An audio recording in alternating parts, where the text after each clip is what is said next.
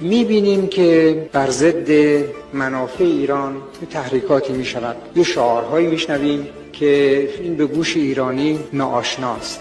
هیچ ایرانی حقیقی یک همچین شعاری نمیدهد، ولی ما این شعارها رو شنیدیم، تعجب کردیم، تأسف خوردیم، بلکه قصه هم خوردیم که چطور میشود یک نفر اسمش ایرانی باشد ولی شعاری بدهد که مستقیما به وسیله خارجی به او دیکته شده باشد. ولی با وجود تمام تأسفی که از این هست، ولی پرده ها بالا رفت، ماسک ها عقب رفت، افراد شناخته شدند. حالا این افراد در هر مقام و منزلتی که باشند اینا شناخته شدند. صفوف ایرانی باید از هم جدا بشود. از 30 میلیون جمعیت مطمئن هستم که 29 میلیون و 900 و خورده هزار نفرش ایرانی هستند و عده قلیلی اگر اسمشون ایرانی باشد دلشون ایرانی نیست. تا جایی که می شود وسایلش فراهم میکنیم، دعا میکنیم که خداوند اونها را به راه راست هدایت بکنند، ولی اگر نشد صفوف ایرانی باید از هم جدا بشود. اون کسی که دلش به عشق ایران